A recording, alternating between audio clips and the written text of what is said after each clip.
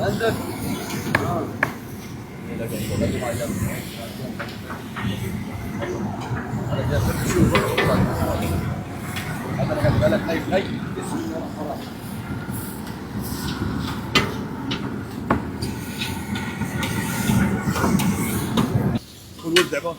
بسم الله اهو اهو.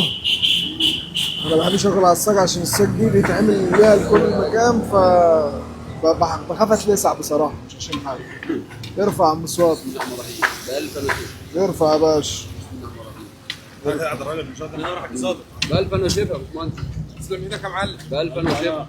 جبت بس ان شاء الله. يلا خلي سوي انت عم صبري يلا والنبي. ماشي حاضر. حاضر. مش احنا نسوي تاني. يعني انت تخلي الشيخ يسوي لي ومش عايز يسوي لك انت؟ لا يا اخي ده خبره. ده خبره والله. الحاج احمد خبره. لا خبره والله، ده هو الخير والبركه. مين ده؟ والله ولا خير ولا بركه. هو الشيخ عم صابر. بركه ده روح معنا القلب.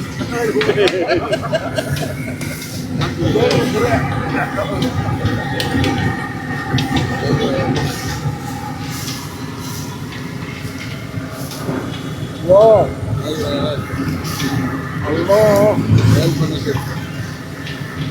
غلطان شيخ اخويا كلاسيك، غلطان شيخ، غلطان شيخ اخويا كلاسيك. كنت ده عمال شغال لحد اللي انا عم صابر. ليه؟ عارف انت بترغب لي كده وتقول لي الف انا شيخ اخويا كلاسيك، الف انا شيخ. شغال لحد دلوقتي، كل شويه الاقي واحد معلق عليه بره. فين المكان؟ مساحة الطبق؟ الطبق؟ بدك تعيط. انت عارفين ولا ايه؟ اعملوا على البتاع ده اسمه ايه؟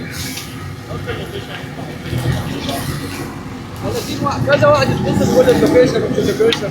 انما لو حطيت لهم ايه هيخشوا يسالوا بره.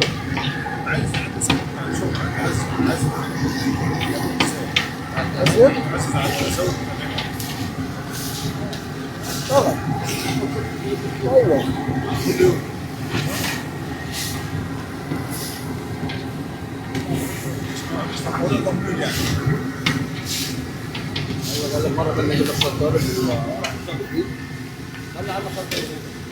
كل حاجه لها عامل.